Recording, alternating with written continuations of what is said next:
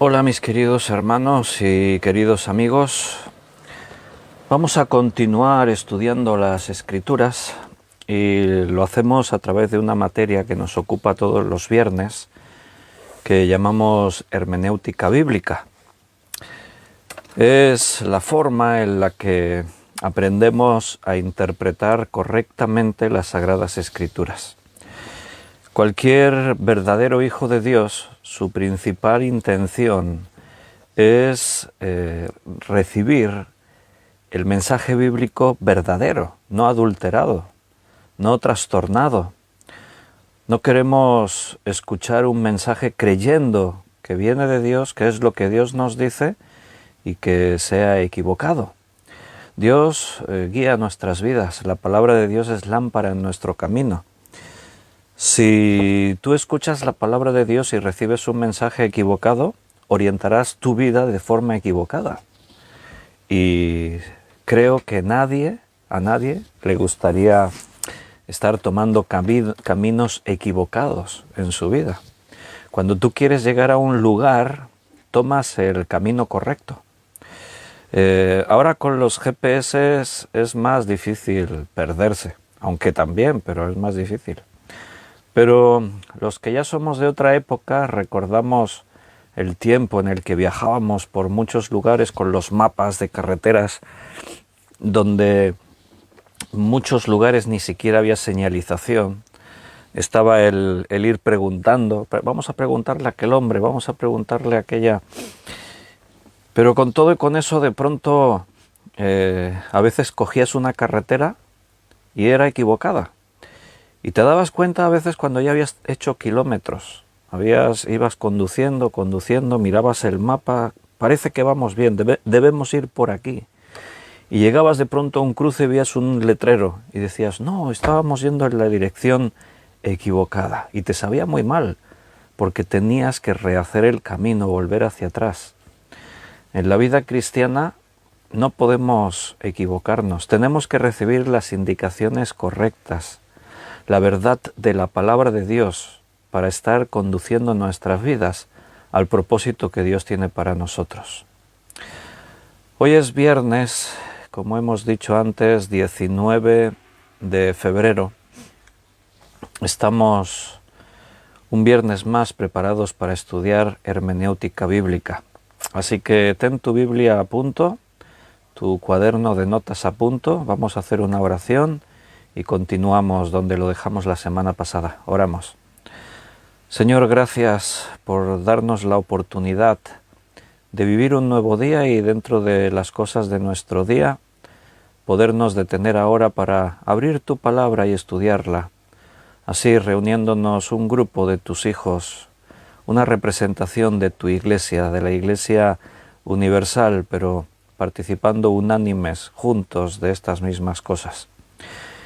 Y venimos en oración ante ti para que tú nos dirijas, Señor. Queremos que todo lo que hablemos a partir de ahora esté bajo tu supervisión, bajo la aprobación y la dirección del Espíritu Santo. Danos sabiduría para entender y para aplicar esto en nuestras vidas. Y Señor, confiamos este tiempo en tus manos porque sabemos que tú eres para nosotros todo y eso también implica la guía, la dirección para venir a la verdad de tu palabra. Gracias y te lo pedimos todo en el nombre de nuestro Señor Jesucristo. Amén. Bienvenidos, hermanos. Me alegro de veros. Hay un grupo de hermanos ya conectados. Los viernes al empezar así 2 horas antes, los viernes lo hacemos a las 6, pues a veces hay hermanos que no pueden estar en el directo y después lo ven en diferido, pues un abrazo también para los hermanos que después lo ven en diferido, para los que están aquí en el directo y algunos que escriben aquí en el chat en directo, pues saludamos a Germán que ha escrito bendiciones, Germán Benito también ha escrito buenas noches, buenas tardes, Juan Bermudo también ha escrito, hola Juan, y Yoli y Gaby también han escrito, hola queridos hermanos, Ana Karina, bienvenida, Juan Vázquez, buenas tardes, bienvenido. Nancy, Dios te bendiga, nos alegramos mucho que Dios obra en tu vida. has estado y estás en nuestras oraciones. Ana Rita, bienvenida, bendiciones. Beatriz, buenas tardes, bienvenida. Bueno, me alegro mucho de veros a todos y vamos a aprovechar ya el tiempo. Estamos hablando de hermenéutica bíblica y estábamos hablando del contexto. Vamos a retomar ahí. No voy a repetir lo que dijimos ya la semana pasada, solo refrescar la memoria. Dijimos que contexto es una palabra latina, que es contextus. Son dos palabras latinas unidas. Con es un prefijo que señala convergencia y textus significa tejer, enlazar. Entonces el contexto nos enlaza un texto, un lenguaje, un mensaje con lo anterior. El contexto puede ser inmediato, puede ser un poco más extenso, puede ser en toda la Escritura. Nos alegramos mucho, José María, que llegastes. Así que estamos justo empezando, y Cecilia también, buenas tardes. Recordando un poquito lo que hablábamos la semana pasada para retomar ahí. Estábamos viendo que normalmente siempre en las Escrituras todo texto tiene que ver con su contexto. Y estábamos considerando 7 contextos en las Escrituras. Habíamos ya visto toda la Biblia, este sería el primer contexto, toda la Biblia. Siempre cualquier tema que se trata en la Biblia, en la Escritura, tiene que ser comprendido a la luz de toda la Biblia. No nos podemos quedar con un texto y dejar de tener en cuenta el resto, lo que dice la Escritura. La Biblia no se contradice. La palabra de Dios gira en torno a un tema central y de ese tema central derivan otros muchos temas y todos se complementan. Por eso el contexto de toda la Biblia es fundamental. Este sería el primer contexto que ya vimos algunos ejemplos de textos paralelos, etc. En segundo lugar, hablamos del contexto en el mismo testamento. Tenemos 2 testamentos, el Antiguo y el Nuevo. El Antiguo Pacto, el Nuevo Pacto.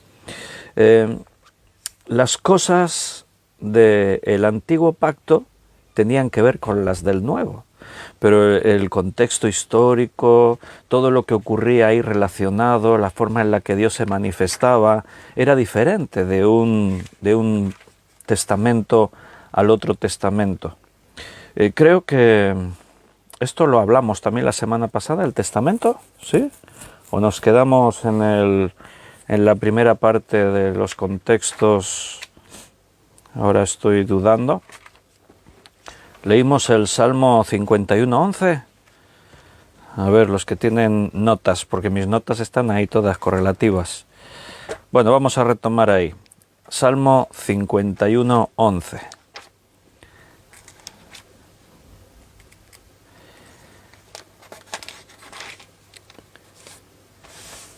El Antiguo Testamento y el Nuevo Testamento forman parte de la Biblia, la Escritura, pero hay cosas propias de cada testamento.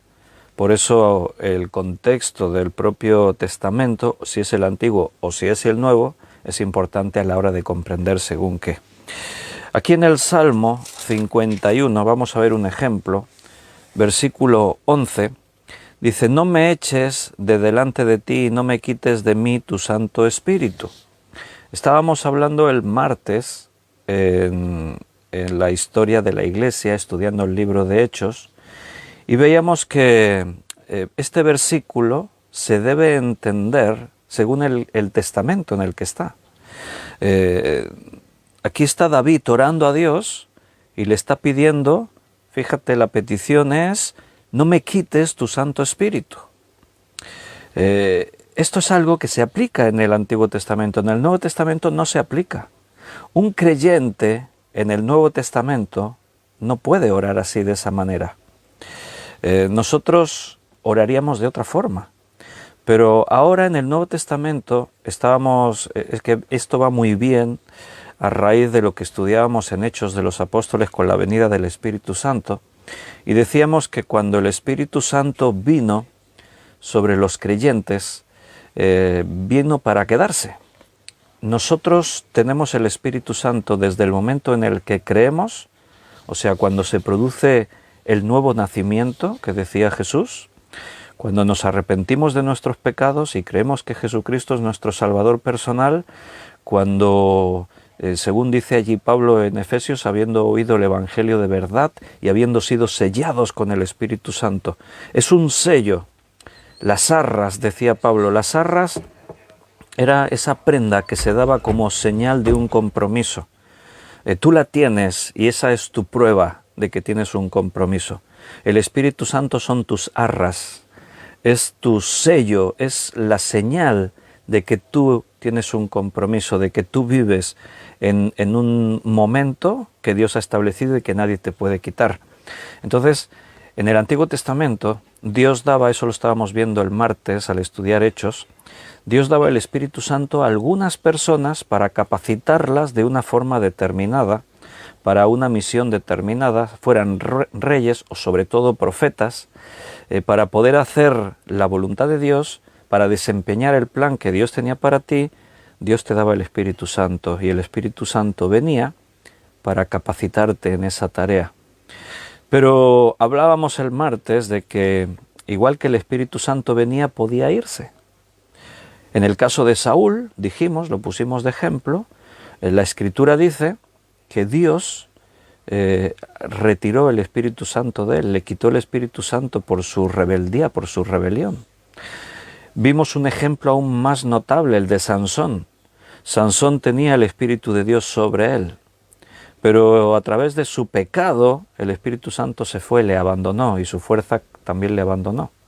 Pero en el último momento de su vida, cuando está siendo torturado y está allí a expensas de sus enemigos, Sansón se arrepiente, le confiesa a Dios su pecado, le pide que le devuelva el don y el Espíritu Santo vuelve sobre Sansón. O sea, se fue, o sea, vino, se fue, volvió a venir, el Espíritu Santo iba y venía. Por eso David está orando. Este salmo está escrito después de que David comete su pecado y viene el profeta Natán a hablar con David y le expone la situación y David reconoce que ha pecado. En ese contexto David escribe este Salmo 51 y por eso le dice a Dios: no me eches de delante de ti y no quites de mí tu Santo Espíritu, porque Dios podía quitar el Espíritu Santo de David. En el Nuevo Testamento, repito, no podemos orar así. Un creyente no puede tomar este versículo como modelo de oración: Señor, no me quites el Espíritu Santo. Dios te respondería: pero eso no puede ser, no te lo voy a quitar. Cuando el Espíritu Santo vino a tu vida, vino para quedarse, porque eres mi hijo. Si eres hijo, Dios trata contigo como hijo. Nosotros, en el Nuevo Testamento, el tema de tener el Espíritu Santo está en otro contexto. Entonces nota, el contexto en las Escrituras. 1, contexto toda la Biblia. 2, contexto según el Testamento. Y este es un ejemplo muy claro. En el Antiguo Testamento el Espíritu Santo venía y podía irse. En el Nuevo Testamento no. ¿Qué pasa en el Nuevo Testamento? Efesios 4, versículo 30. Porque alguno dice: vale, no se va el Espíritu Santo, pero si peco, si estoy en rebelión, si hay algo mal en mi vida, entonces el Espíritu Santo no se va. No, no se va. Pero pasan otras cosas. Dice en Efesios 4:30: y no contristéis al Espíritu Santo de Dios, con el cual fuisteis sellados para el día de la redención. ¿Lo notas? ¿Te das cuenta? O sea, en ningún lugar del Nuevo Testamento ningún creyente oró como David: Señor, no me quites el Espíritu Santo. No, porque eso no es posible. Porque fíjate lo que dice incluso en este versículo: con el cual fuisteis sellados para el día de la redención. Si tú fuiste sellado con el Espíritu Santo, ese sello permanece hasta el día de la redención, el día que estamos estudiando en Apocalipsis ahora.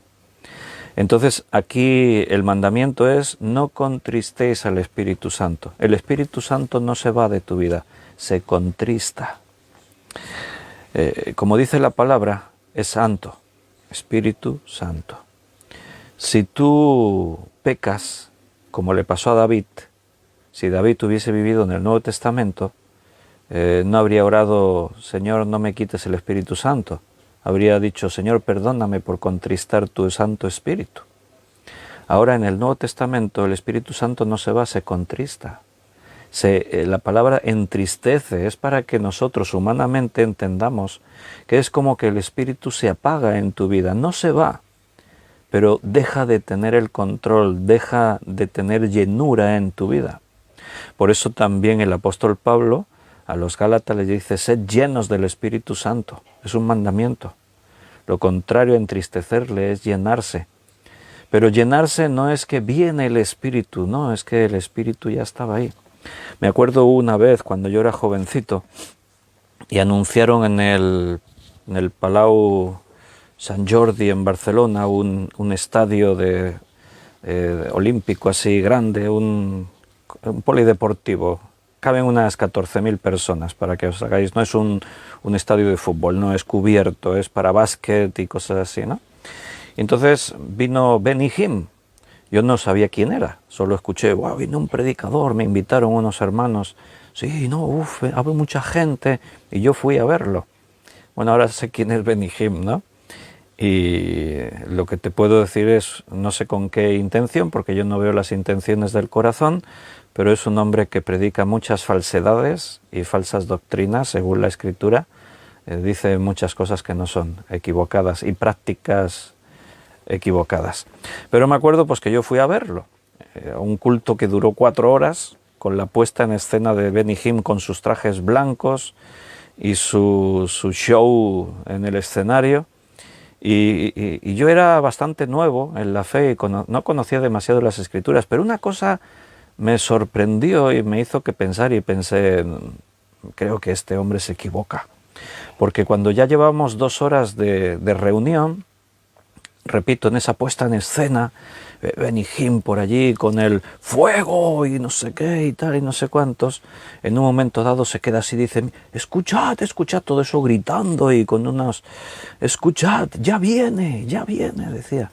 Y yo escuchaba, y que yo no me estoy enterando de nada, yo allí estaba escuchando a ver, sí, se oye venir a lo lejos, el Espíritu Santo viene, está llegando.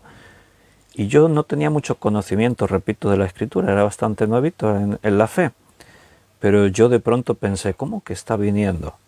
Si hay aquí 14.000 cristianos que se supone, porque eso es lo que me han enseñado, que todos tenemos el Espíritu Santo dentro, ¿cómo es que está llegando? Y encima a las 2 horas de reunión llegas tarde el Espíritu Santo. No, en el Nuevo Testamento la doctrina del Espíritu Santo se estudia según el Testamento. En el Antiguo Testamento, según en su Testamento. Bien, ese es el segundo contexto que podemos encontrar a la hora de estudiar la hermenéutica bíblica, la palabra de Dios. El tercer contexto es el libro. Todo tema se tiene que ver también el contexto del libro en el que está escrito.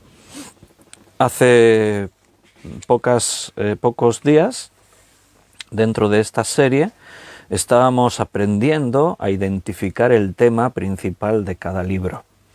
Estuvimos viendo, por ejemplo, que el tema principal de primera carta de Juan era la unidad de los creyentes, ¿verdad? ¿Recordáis eso? Estuvimos aprendiendo así a identificar cuál es el tema central de un libro. Pero dentro de ese tema principal pueden surgir diferentes temas. Hay un tema principal y después, en el desarrollo del libro, pueden ir surgiendo doctrinas, temas.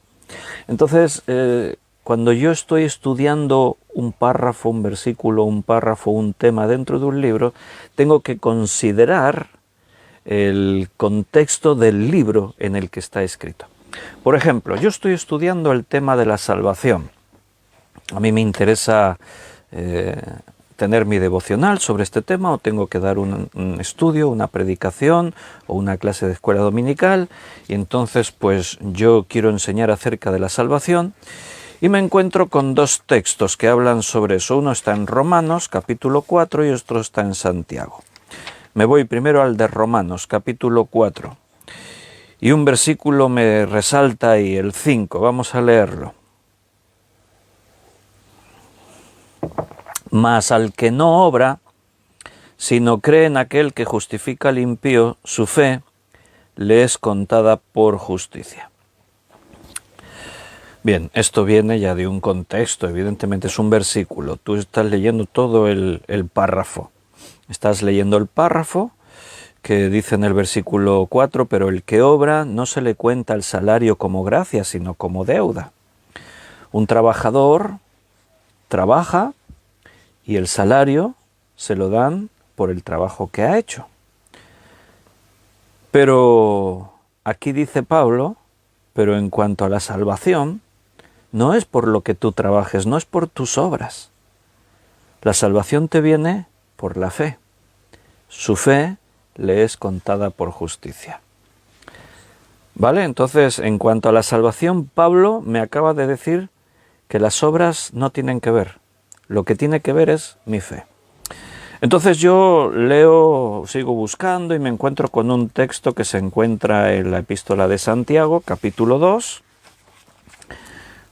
y ahí también se está tocando el tema de la salvación, y yo voy leyendo y te resalto algún versículo, por ejemplo el 17, Santiago 2:17.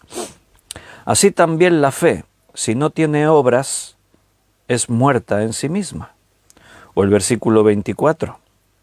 Vosotros veis pues que el hombre es justificado por las obras y no solamente por la fe. Vaya, y tú dices, bueno, ya he encontrado un texto que se contradice en las Escrituras. Los que son más nuevitos y no entienden mucho todavía, pues dicen, esto se contradice.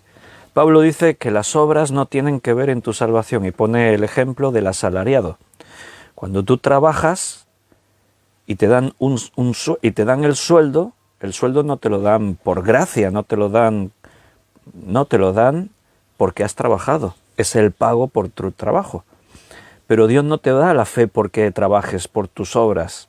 Tus obras no tienen que ver. Dios te da la fe por gracia, es por la fe.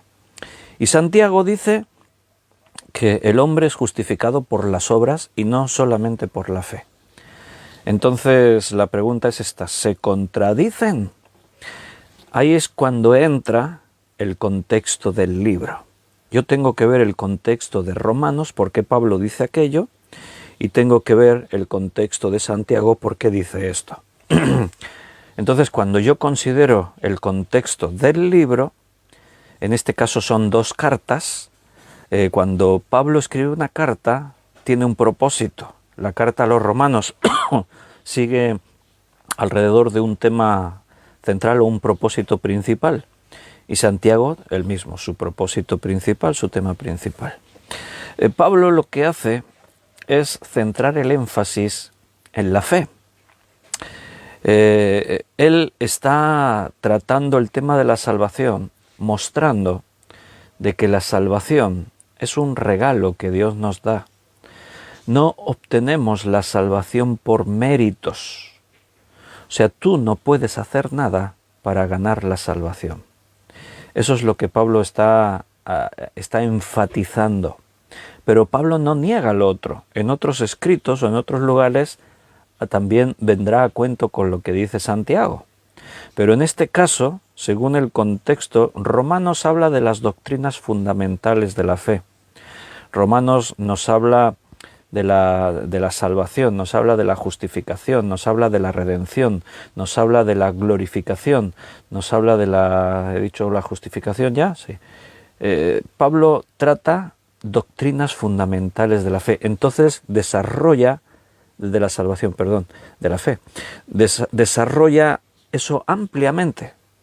Entonces cuando habla de cómo llegamos a ser salvos, cómo soy justificado, dice, es por fe, no por obras. Eso queda claro. Y después, en las otras doctrinas, él sigue desarrollando todo esto. Santiago hace énfasis en que la fe se demuestra con las obras. No es que llegues a ser salvo por tus obras, tampoco dice eso Santiago. De hecho, en el propio contexto, te vas a encontrar que el propio Santiago está hablando de que no es por obras, es por fe. Pero el énfasis que Santiago hace es en que si tú tienes fe, se tiene que ver por tus obras. Porque si no, tu fe es muerta. No dice que las obras te salvan, dice que las obras demuestran que tienes fe, que es distinto. Pero así, sacando solo un versículo, podría parecer que se contradice. Claro, tú lees ahí que el hombre es justificado por las obras y no solamente por la fe, y dices, ¿cómo? Ahora no entiendo. No, si tú lees todo el contexto de este propio pasaje de Santiago, entenderías un poco más. Si te vienes al versículo 14, hermanos míos, ¿de qué aprovechará si alguno dice que tiene fe y no tiene obras? ¿Podrá la fe salvarle? La fe es la que nos salva. Pero ahora el argumento de Santiago es que muchos pueden decir, yo tengo fe, pero que tú digas que tienes fe, ¿te va a salvar? La fe se demuestra con las obras. Y si un hermano o una hermana están desnudos y tienen necesidad de mantenimiento de cada día, y alguno de vosotros les dice, id en paz y calentaos y saciaos, pero no les dais las cosas que son necesarias para el cuerpo, ¿de qué aprovecha? Así también la fe, si no tiene obras, es muerta en sí misma. Pero alguno dirá, tú tienes fe y yo tengo obras, muéstrame tu fe sin tus obras, y yo te mostraré mi fe por mis obras. ¿Tú crees que Dios es uno? Bien haces. También los demonios creen y tiemblan. ¿Mas quieres saber, hombre vano, que la fe sin obras es muerta? ¿No fue justificado por las obras Abraham, nuestro padre, cuando ofreció a su hijo Isaac sobre el altar? Y todo esto tú lo vas entendiendo porque entiendes el tema principal del libro. Entiendes el contexto en el que Santiago ha escrito.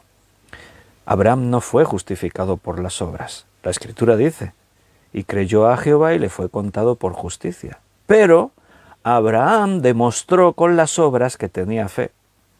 Si Abraham dice, te lo voy a poner el ejemplo a ver si que nadie se quede con duda. Si Abraham dice, yo creo en Dios, yo sigo a Dios, Dios para mí es todo, yo tengo fe en Dios. Y Dios le dice, sal de tu tierra y de tu parentela a la tierra que te mostraré. Y Abraham dice, no puedo salir porque es que tengo obligaciones aquí. Y se queda. ¿Su fe le hubiese salvado? No, porque esa fe era falsa. Abraham dice, yo creo en Dios, sé que Él va a cumplir sus promesas en mi vida. Y Dios le dice, Abraham, sacrifícame a tu hijo, al hijo de la promesa, a Isaac, sacrifícame a Isaac. Y Abraham dice, no puedo ofrecértelo porque es que es mi hijo y cómo voy a... Aunque él dijese yo tengo fe, está demostrando que no la tiene. Qué buen pasaje este en Santiago para que los cristianos nos veamos reflejados en él. Porque hasta los demonios creen y tiemblan, dice Santiago. Creer no es suficiente. ¿Lo entiendes en este contexto? Hay que demostrar que crees. Porque se puede creer de diferentes formas. Yo creo que Jesús fue un personaje histórico. Yo creo que la Biblia es la forma en la que Dios se revela. Yo creo que, sí, lo crees, pero el creer tiene que ser algo que entre a formar parte de ti, tienes que apropiártelo. La fe se vive, no es intelectual, es algo que entra a formar parte de tu vida. Entonces, el contexto del libro es muy importante para entender los pasajes. Bien, tenemos el cuarto contexto, sería el contexto inmediato. Puede ser el que hay en el mismo párrafo o en el mismo capítulo, en el contexto inmediato. Lo que estamos estudiando, lo que hay antes, lo que hay después, ahí mismo, nos va a aportar mucha luz para poder interpretar correctamente. El párrafo puede ser el mismo párrafo, pero puede ser el párrafo anterior y el posterior, el que le precede y el que le sigue. Entonces yo estudio en su contexto inmediato. Y esto me dará revelación, me ayudará a entender. Vamos a ver un ejemplo. Siempre quiero que notes eso, que no solamente es dar datos, sino, aunque tú digas, uy, es que yo esto de hermenéutica bíblica no me interesa mucho, no, pero es que al estudiar hermenéutica estamos estudiando Biblia. Acabamos de hablar de la salvación y ver si se contradice Santiago y Pablo, y hemos visto que no. Entonces es fundamental que vayamos viendo estos ejemplos para entender mejor el concepto y para recibir el alimento espiritual. Efesios capítulo 1, versículo 3 al 14. Ahí tenemos un párrafo. En este párrafo, se titula en Reina Valera Bendiciones espirituales en Cristo. Lo digo porque así adelantamos. Primero tendríamos que averiguar cuál es el tema principal de este párrafo. Ya dijimos que los títulos nos pueden ayudar a eso, aunque siempre tenemos que trabajarlo por nosotros mismos. Entonces yo leo: bendito sea el Dios y Padre de nuestro Señor Jesucristo, que nos bendijo con toda bendición espiritual en los lugares celestiales en Cristo, según nos escogió en Él antes de la fundación del mundo, para que fuésemos santos y sin mancha delante de Él, en amor, habiéndonos predestinado para ser adoptados hijos suyos por medio de Jesucristo, según el puro afecto de su voluntad, para alabanza de la gloria de su gracia, con la cual nos hizo aceptos en el amado, en quien tenemos redención por su sangre, el perdón de pecados, según las riquezas de su gracia, que hizo sobreabundar para con nosotros en toda sabiduría e inteligencia, dándonos a conocer el misterio de su voluntad según su beneplácito, el cual se había propuesto en sí mismo, de reunir todas las cosas en Cristo, en la dispensación del cumplimiento de los tiempos, así las que están en los cielos como las que están en la tierra. En Él, asimismo, tuvimos herencia, habiendo sido predestinados conforme al propósito del que hace todas las cosas según el designio de su voluntad, a fin de que seamos para alabanza de su gloria, nosotros los que primeramente esperábamos en Cristo. En Él también vosotros, habiendo oído la palabra de verdad, el evangelio de vuestra salvación, y habiendo creído en Él, fuisteis sellados con el Espíritu Santo de la promesa, que es las arras de nuestra herencia hasta la redención de la posesión adquirida para alabanza de su gloria. Muy bien, aquí en este tema se nos está hablando de esas bendiciones espirituales que tenemos en Cristo. E incluso podríamos ver que aquí la Trinidad está descrita y cómo con cada una de las personas que forman la divinidad, la Trinidad, Padre, Hijo y Espíritu Santo, cada uno de ellos aporta esas bendiciones a nuestra vida de una manera en particular. Así el apóstol Pablo comienza hablando del Padre, Dios, en los versículos del 3 al 6. Bendito sea el Dios y Padre de nuestro Señor Jesucristo, que nos bendijo, o sea, Dios el Padre nos bendijo con toda bendición espiritual en los lugares celestiales en Cristo. Fue el Padre el que nos escogió en Él, en Cristo, nos escogió en Cristo antes de la fundación del mundo, para que fuésemos santos y sin mancha delante de Él. En amor, el Padre nos predestinó para ser adoptados hijos suyos, somos hijos del Padre, por medio de Jesucristo. Jesucristo es el medio, según el puro afecto de su voluntad. Y el propósito de Dios, para que alcancemos la gloria de su gracia, con la cual nos hizo aceptos en Cristo. Así rápidamente te he dado un montón de datos ahí de lo que el Padre hace a nuestro favor, las bendiciones que recibimos de parte del Padre. Pero también recibimos bendiciones de parte del Hijo de Cristo. Ya de hecho hemos ido viendo que todo lo que el Padre nos da y hace por nosotros es en Cristo, estando nosotros en Cristo. Pero ¿qué es lo que hizo Cristo por nosotros? Versículo 7. En quien tenemos, en Cristo, en quien tenemos redención, por su sangre, la sangre de Cristo, no la del Padre. Cristo fue el que murió por nosotros. La redención por su sangre, el perdón de pecados según las riquezas de su gracia. ¿Notas? Tenemos bendiciones espirituales, dice Pablo, y habla las bendiciones que nos da el Padre, las bendiciones que nos da el Hijo. Él nos rescató, pagó el precio con su sangre para perdonar nuestros pecados, para limpiar nuestros pecados. Y después también habla de las bendiciones que vienen por el Espíritu Santo, versículo 13 y 14, que justo estábamos citando antes en el otro ejemplo. En Él también vosotros, en Cristo, también vosotros, habiendo oído la palabra de verdad. ¿Por qué dice la palabra de verdad? Porque también puede haber palabras falsas, como antes yo os estaba hablando también. Predicadores que dicen cosas que no están conforme a las Escrituras. Pero si tú escuchas la palabra de verdad, el Evangelio de vuestra salvación, y crees en él, este es el proceso para llegar a ser salvo. Escuchar no cualquier mensaje, no cualquier palabra, sino la palabra de Dios, el Evangelio de verdad de vuestra salvación, y creyendo en él. Entonces se produce algo que viene del Espíritu Santo, la bendición del Espíritu Santo. Fuisteis sellados con el Espíritu Santo de la promesa, que es las arras, lo que antes os decía, de nuestra herencia. Ahora el Espíritu Santo que vino a tu vida es tu seguridad. ¿Cómo sé que yo podré alcanzar esa posesión adquirida? Bueno, porque el Espíritu Santo vino a tu vida para quedarse. Esa es tu seguridad. Entonces, ahí tenemos un tema en un párrafo y yo estoy ahora tratando de ver el contexto inmediato. El contexto inmediato podría ser lo que hay antes, lo que hay después. En este caso es el comienzo de la carta, antes no hay nada, solamente los saludos. Entonces el contexto inmediato sería el párrafo siguiente. ¿Qué viene a continuación?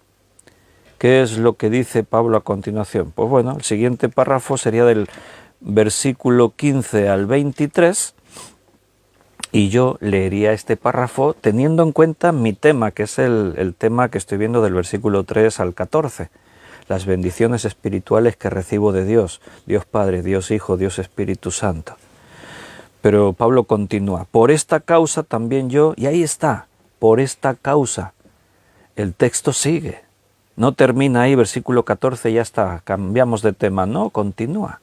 Por esta causa, por todo lo que he dicho, todo esto que yo he dicho, también yo, habiendo oído de vuestra fe en el Señor Jesús y de vuestro amor para con todos los santos, no ceso de dar gracias por vosotros, haciendo memoria de vosotros en mis oraciones, para que el Dios de nuestro Señor Jesucristo, el Padre de gloria, os dé espíritu de sabiduría y de revelación en el conocimiento de Él, alumbrando los ojos de vuestro entendimiento para que sepáis cuál es la esperanza a la que Él os ha llamado y cuáles son las riquezas de su gloria, de su herencia de los santos, y cuál la supereminente grandeza de su poder para con nosotros los que creemos, según la operación del poder de su fuerza, la cual operó en Cristo, resucitándole de los muertos y sentándole a su diestra, en los lugares celestiales, sobre todo principado y autoridad,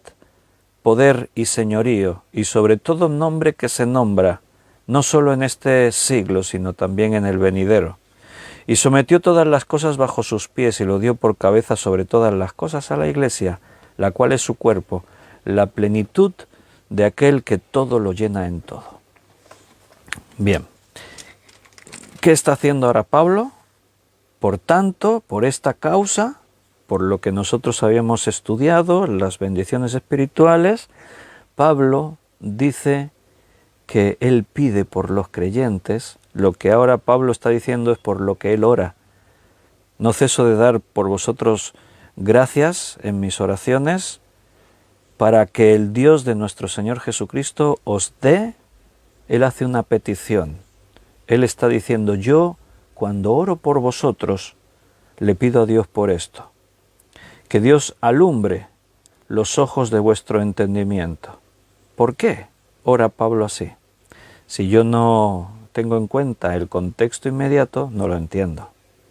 El contexto inmediato son las bendiciones espirituales que tenemos de Dios. Lo que Dios nos da, lo que el Espíritu Santo nos da, lo que Cristo nos da. Entonces Pablo dice, oro a Dios para que os dé espíritu de sabiduría de revelación en el conocimiento de Él, alumbrando los ojos de vuestro entendimiento para que sepáis cuál es la esperanza, cuál es la supereminente grandeza, para que entendáis. ¿Entiendes? Un párrafo no está suelto, tiene un contexto inmediato. En ese contexto inmediato voy a recibir más riqueza en la enseñanza, voy a recibir más comprensión para todo lo que estamos ahí desarrollando. Bueno, ¿cómo estamos? ¿Cómo vais? Un saludo a todos los hermanos que se han ido incorporando. He visto que escribíais vuestros saludos por allí. Aunque yo esté hablando, aunque dicen las mujeres que los hombres no tenemos esa capacidad, yo creo que la he desarrollado, de poder hacer dos cosas a la vez. Y a veces estoy hablando y a la vez estoy leyendo los saludos que habéis escrito ahí. Bueno. Bienvenidos a todos. Estamos viendo los 7 contextos que encontramos a la hora de estudiar las Escrituras. Hemos dicho, número 1, el contexto de toda la Biblia. Número 2, el contexto del testamento en el que está, sea el Antiguo, sea el Nuevo. Número 3, el contexto del libro o la carta en la que aparece el párrafo, el tema que estoy estudiando. Número 4, el contexto inmediato. Si estoy en un párrafo, si estoy en un versículo, en unos versículos, lo que hay anterior y posterior inmediatamente en el mismo pasaje que estoy leyendo. Vamos al quinto, el quinto contexto. Los que tomáis nota, apunta. El mismo párrafo, si notas vamos a ir reduciendo. Hemos empezado por toda la Biblia, los testamentos, el libro, el contexto inmediato, lo que hay en los párrafos, pero ahora el mismo párrafo es el contexto más cercano a lo que yo estoy tratando. Y seguramente algunas de estas reglas que estamos viendo son más prácticas en un caso o en otro. Por ejemplo, el contexto del mismo párrafo es muy útil aquí en las epístolas que estamos viendo estos ejemplos. Ya que estamos aquí en Efesios, pues vamos a ver un ejemplo en el capítulo 4 de Efesios, versículo 19. El contexto al mismo párrafo se aplica cuando yo cojo un versículo, 2, 3 versículos, entonces tengo que tener el contexto del mismo párrafo, claro. Si yo me encuentro, por ejemplo, con el versículo 19 del capítulo 4, dice ahí, los cuales, después que perdieron toda sensibilidad, se entregaron a la lascivia para cometer con avidez toda clase de impureza. Espérate que esto no era lo que... Esto no es lo que quería leer. Espérate, es que estamos en Efesios. No, esto no es Efesios. Lo que yo quería leer es Filipenses. Al tomar las notas... En lugar de Efesios, en lugar de Filipenses puse Efesios. Bórralo, Efesios no. Filipenses. Filipenses 4, 19. Esto sí. Filipenses 4, 19. A veces estoy escribiendo, tomando notas y estoy pensando en otras cosas. Y pasa eso. Sé hacer dos cosas a la vez, pero a veces te equivocas. Metes la pata. Lo digo así flojito. Filipenses 4, 19. Ahí te encuentras con una promesa. Mi Dios, pues, suplirá todo lo que os falta conforme a sus riquezas en gloria en Cristo Jesús. Bueno, esta es una promesa hermosa, ¿no? Es una promesa que a muchos creyentes les gusta escuchar.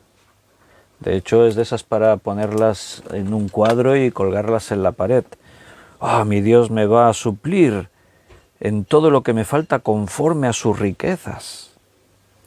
Un versículo que pueden utilizar los que predican la prosperidad. Pero este versículo está en un contexto inmediato, está en un párrafo. ¿De qué está hablando Pablo? Esto de tomar promesas así, sacando el versículo, es algo que gusta mucho, pero es peligroso, porque podemos creer que la Biblia dice cosas que no dice en realidad. Entonces este versículo está en un contexto.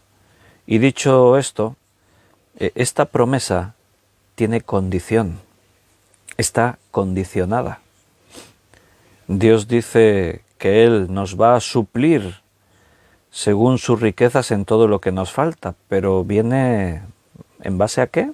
Entonces tú lees el contexto. El contexto sería versículo 10 en adelante, es hasta llegar a este 19, eso sería el párrafo, y dice en el versículo 10: En gran manera me gocé en el Señor de que ya al fin habéis revivido vuestro cuidado de mí, de lo cual también estabais solícitos, pero os faltaba la oportunidad. No lo digo porque tenga escasez, pues he aprendido a contentarme cualquiera que sea mi situación. Sé vivir humildemente y sé tener en abundancia. En todo y por todo estoy enseñado, así para estar saciado como para tener hambre, así para tener abundancia como para padecer necesidad. Todo lo puedo en Cristo que me fortalece. Sin embargo, bien hicisteis en participar conmigo en mi tribulación. Y sabéis también vosotros, oh filipenses, que al principio de la predicación del Evangelio, cuando partí de Macedonia, ninguna iglesia participó conmigo en razón de dar y recibir, sino solo vosotros. Pues aún a Tesalónica me enviasteis una y otra vez para mis necesidades. No es que busque dádivas, sino que busco fruto que abunde en vuestra cuenta. Pero todo lo he recibido y tengo abundancia. Estoy lleno, habiendo recibido de Epafrodito lo que enviasteis, olor fragante, sacrificio acepto, agradable a Dios. Ese es el contexto en el que después, ahora a continuación, da esa promesa. ¿Y de qué está hablando ahí? Pablo está dando las gracias por las ofrendas que los filipenses le envían a él. Él está agradecido por los donativos que estos hermanos le dan. Donativos que servían incluso para que él fuese a los tesalonicenses a predicar. No es un reproche a los tesalonicenses diciendo ellos me podían haber dado también, no. Es un reconocimiento a la generosidad que tenían los hermanos de Filipos. Y les agradece, dice, no es que yo me queje porque tengo escasez, yo he aprendido a contentarme, pero realmente habéis participado conmigo en mis tribulaciones. Mi tribulación era en su escasez, en sus problemas económicos. Y de esa forma me habéis ayudado a que yo pudiese seguir predicando el Evangelio. Lo he recibido todo lo que me habéis dado. No busco vuestras dádivas. Yo busco el fruto que abunda en vosotros, pero he recibido lo que me habéis enviado. Y me ha llegado en abundancia. Estoy lleno, dice. Habiendo recibido de Epafrodito, ellos envían a este hermano para que traiga ese dinero. Lo que enviasteis, dice, fue un olor fragante, sacrificio acepto, agradable a Dios. ¿Sabes lo que realmente llenaba a Pablo? A veces cuando un hermano te da una ofrenda, realmente lo que te da felicidad no es por el dinero en sí mismo, sino en ver que ese hermano comparte lo suyo contigo. Y eso te produce gozo, satisfacción. Decir, wow, no estamos solos, estamos unidos. Hay hermanos que se preocupan por otros hermanos. Y cuando tú ves la generosidad en algunos hermanos, esto te bendice. Te bendice. Sin decir nombres. No hace mucho, de hecho fue en diciembre, yo a veces estoy en reuniones de oración por Zoom, por internet, con hermanos de otros lugares, sean pastores, sean iglesias, y esa unidad de la iglesia que tenemos que promover. Y entonces estaba en una reunión de oración y me compartieron, me pidieron si quería compartir algunos temas de oración de aquí, de nuestra iglesia local, que yo conociese. Entonces yo les compartí algunos temas de oración y les hablé de una familia que teníamos aquí en la iglesia que estaba en un proceso de desahucio, sin trabajo, por todos los meses de COVID-19, habiendo tenido que dejar de pagar el seguro, los autónomos, etcétera, deuda con la seguridad social, meses de alquiler sin poder pagarlos. Entonces yo dije, bueno, estamos tratando de ayudar a esta familia y oramos por ellos, si queréis orar también vosotros. Y después por privado, una hermana me escribió un WhatsApp y me dijo, Víctor, facilítame un número de cuenta para que yo pueda enviar un donativo a estos hermanos. Entonces yo dije, está bien, le facilité el número de cuenta de la iglesia y ella envió una ofrenda para estos hermanos. Y era una ofrenda generosa, era una ofrenda de bastante dinero. Y cuando esta hermana tuvo ese gesto, a mí me bendijo y me produjo gozo. El dinero no era para mí. Yo se lo hice llegar a la persona a la que iba destinado ese dinero. Pero el gozo me lo produjo el ver ese sentir que tenemos los unos por los otros. Cuando sabemos que tenemos el poder ayudar a alguien y somos generosos, la generosidad en la iglesia, en Cristo, es algo que nos produce bendición. Entonces Pablo está agradeciendo por la generosidad de los filipenses. Y en ese momento es cuando habla de esa promesa para ellos. Porque fíjate cómo el versículo 19 dice, mi Dios pues suplirá, mi Dios pues, o sea, por lo que vosotros hacéis, Dios va a hacer esto. Entonces es una promesa, pero es una promesa con condición. O sea, lo que está diciendo Pablo es, gracias por lo que habéis hecho por mí, gracias por vuestra generosidad, gracias porque habéis dado en abundancia, estoy lleno, he recibido en abundancia, ha sido olor fragante, sacrificio. Por lo tanto, o sea, puesto que vosotros habéis sido tan generosos en mis necesidades, Dios va a ser generoso en vuestras necesidades. Eso es lo que Pablo está diciendo. No está así simplemente lanzando una promesa sin más. Dios te va a enriquecer, Dios te va a colmar de riquezas, Dios te va a suplir todo lo que te falte, pero no de cualquier manera, según las riquezas que Él tiene, y como sus riquezas son tantas, Dios te va a bendecir de esa manera y te va a dar un coche mejor y te va a dar una casa mejor y te va a llenar tu cuenta de dinero. Así es como predican los de la teología de la prosperidad. Y estos versículos no dicen eso. El versículo dice que cuando tú eres generoso, Dios es generoso contigo. ¿Se entiende? No es una promesa gratuita. O sea, esta promesa solo la pueden reclamar aquellos que están siendo generosos con las necesidades de otros, con la obra de Dios en sus ofrendas. Y esa misma enseñanza está en otros lugares de la Biblia. Si nos vamos, te dejo también otro texto como ejemplo, a Isaías, capítulo 58. Ahora vamos a volver aquí a Filipenses, porque tenemos otro ejemplo muy bueno en el mismo pasaje. Pero en cuanto a la generosidad, Isaías 58, versículo 10 y 11.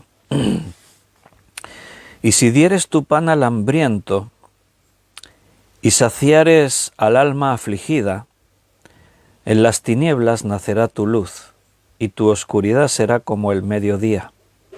Jehová te pastoreará siempre, y en las sequías saciará tu alma, y dará vigor a tus huesos, y serás como huerto de riego y como manantial de aguas cuyas aguas nunca faltan. Ahí tienes otro muy buen ejemplo de un texto en su contexto inmediato. El versículo 11 es de esos versículos, como antes decíamos, para enmarcar, para tenerlo ahí como esta es la promesa que Dios me ha hecho. ¿Qué te ha prometido Dios? Que Él me va a pastorear siempre, que en mis sequías, o sea, en mi escasez, en mi pobreza, Él me va a saciar, saciará mi alma, que Él va a dar vigor en mis huesos, me va a dar salud, me va a dar fortaleza física, y voy a ser como un huerto de riego y como un manantial de aguas, cuyas aguas nunca faltan. Voy a tener abundancia, voy a tener buen fruto. Pero nota que esta promesa está condicionada. ¿Condicionada a qué? A lo primero que leímos. Y si dieres tu pan, no el pan que te sobra de lo que tú tienes, y si dieres tu pan al hambriento, y si sacias al alma afligida, entonces en las tinieblas nacerá la luz. Entonces en tu oscuridad será como el mediodía. Entonces el Señor te pastoreará siempre. Entonces en las sequías saciará tu alma. Entonces dará vigor a tus huesos. Entonces serás como huerto de riego y como manantial de aguas. ¿Notas? Promesa, pero con condición. ¿Sabes por qué? No es que Dios te pone la condición, es que al final es un fruto. O sea, Dios bendice a la persona desinteresada, a la persona generosa, aquel que demuestra que no es egoísta, no piensa solamente en sí mismo. Cuando tú tienes un trozo de pan y no te sobra, dices, esto es lo único que tengo, pero ves al hambriento y partes el pan y lo compartes con él, a Dios eso le agrada. Y entonces Dios te promete bendición. Vamos a volver a Filipenses 4 porque tenemos otro ejemplo buenísimo en este punto en el que nos encontramos, el contexto en el mismo párrafo, porque ahí también hay un versículo súper conocido por todos los creyentes, que todos los creyentes hemos aplicado en algún momento de nuestras vidas. ¿Cuál es el versículo al que me refiero? Es el versículo 13. Filipenses 4:13. ¿Quién no se sabe ese versículo de memoria? Todo lo puedo en Cristo que me fortalece. Entonces esto se ha aplicado en infinidad de situaciones distintas en la vida de cualquier creyente. En cualquier circunstancia has pensado, sí, pero todo lo puedo en Cristo que me fortalece. O estabas afligido por no sé qué cosas y un hermano te dijo, ánimo hermano, porque el Señor dice, todo lo puedo, o sea, Pablo te dijo, todo lo puedo en Cristo que me fortalece, pero recuerda, hay un contexto. Este versículo está en un párrafo y está hablando de un tema. Lo hemos leído antes. ¿De qué está hablando Pablo? ¿A qué se refiere cuando dice, todo lo puedo en Cristo que me fortalece? ¿Lo recordamos lo que hemos leído, versículo 11 y 12? No lo digo porque tenga escasez, o sea, tenía escasez. Pues he aprendido a contentarme cualquiera que sea mi situación. Vivo en escasez. Pablo, el apóstol de Cristo, este hombre excepcional que vivía lleno del Espíritu Santo, vivía en escasez. Había días que se levantaba por la mañana y sus bolsillos estaban vacíos, nada, ni un céntimo. No sabía si podría comer o no a lo largo de ese día. Miraba sus sandalias y estaban rotas, pero no podía comprarse unas nuevas. Y su ropa estaba ya desgastada con algunos parches, pero no puedo permitirme comprarme una túnica nueva. Pero yo he aprendido a contentarme, dice, cualquiera que sea mi situación. ¿Eso me preocupa? No. Mi cartera está vacía. Mis necesidades no pueden ser suplidas, no tengo dinero, pero estoy contento. Sé vivir humildemente y sé tener abundancia. De pronto recibía una ofrenda de los filipenses, como dice antes, lo he recibido y tengo abundancia, estoy lleno, habiendo recibido lo que me enviasteis, olor fragante. Estaba contento cuando tenía, pero también había aprendido a ser humilde cuando no tenía. En todo y por todo estoy enseñado, así para estar saciado como para tener hambre. Había días que no podía comer. Así para tener abundancia como padecer necesidad. Todo lo puedo en Cristo que me fortalece. Ahí está. Eso está en un contexto. Sí, se puede aplicar a otros momentos de la vida, claro que sí. ¿Por qué? Porque realmente este no es un versículo ceñido a una condición. Así como lo otro sí está en una condición, o sea, lo otro está a la condición de que mi Dios suplirá las riquezas que os faltan, pero aquí dice, puesto que vosotros habéis sido generosos, Dios suplirá. Y lo hemos leído en Isaías.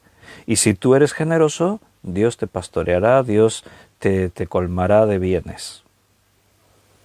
Para recibir bienes tienes que demostrar que los bienes no son lo más valioso en tu vida. Todo lo puedo en Cristo que me fortalece, lo puedes aplicar en diferentes momentos de tu vida. En la aflicción, que puede venir por diferentes causas. No es un versículo dicho para, es que yo vivo en milagros, es que yo voy a trasladar los montes porque Pablo dijo, todo lo puedo en Cristo. No, eso sí está fuera de contexto. Pero estaría en un contexto cuando tú aceptas la situación en la que te encuentras. Tribulación, pérdida, escasez. Y en ese contexto dices como Pablo, mira, todo lo puedo en Cristo, que me fortalece. ¿A qué se refería Pablo? A poder estar contento aún en la escasez. Él tenía necesidad, pero Dios era su fortaleza. En la tribulación, Dios es mi fortaleza. Hoy estoy pasando hambre, ¿qué me importa? Todo lo puedo en Cristo, que me fortalece. Bueno, nos quedan todavía por ver 2 contextos más. Vamos a hacer un repasito porque terminamos ya. 7 contextos en las Escrituras. Contexto a toda la Biblia, todo tema está dentro de la Biblia, hay que ser considerado a la luz de las Escrituras. El contexto del Testamento, no es lo mismo el Espíritu Santo en el Antiguo Testamento que el Espíritu Santo en el Nuevo, según qué temas tienen que ser comprendidos según el Testamento, la época en la que fueron escritos. El contexto del libro sería la tercera.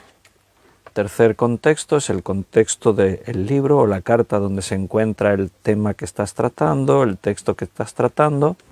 El contexto inmediato nos referimos que si estás tratando un párrafo, veas los párrafos anterior y posterior. El contexto del mismo párrafo, si es un versículo, que es lo que estábamos viendo ahora, tienes que considerarlo por qué ese versículo dice eso, de qué está hablando el escritor en este texto, en este párrafo. Y ahí nos detenemos. Nos faltarán 2. El contexto de los pasajes paralelos y el contexto de las citas de referencia. Y ahí habremos concluido los 7 contextos en la Escritura, pero no el tema de hermenéutica bíblica. Seguimos. Tenemos todavía meses por delante, yo creo, para seguir estudiando el arte de interpretar correctamente las Sagradas Escrituras. Pero por hoy lo tenemos que dejar aquí, porque los viernes lo hacemos antes para que entonces yo ya me voy a dar clase del seminario. Queridos hermanos, un fuerte abrazo. Me he gozado, alegrado mucho de veros, de estar este ratito con vosotros. He visto a algunos hermanos que fueron conectándose durante el estudio. Al empezar antes, algunos llegan más tarde, por trabajos, por cosas, pero ahí te queda, está grabado ahora en Facebook. Puedes volver a escucharlo desde el principio cuando quieras. De hecho, hay hermanos que me lo dicen. No, yo después cojo y me vuelvo a escuchar todo y así tomo mejor en las notas y todo. Bueno, pues como cada uno como quiera, sentíos en libertad. Gracias por estar ahí, por vuestro apoyo, por vuestras oraciones. Yo también oro por vosotros. Nos vemos mañana, sábado, y recordad, sábado y domingo es a las 9. Mañana sábado a las 9 de la noche volveremos a estar juntos estudiando las Escrituras. Un fuerte abrazo, que Dios os bendiga y os cuide. Hasta mañana, si Dios quiere.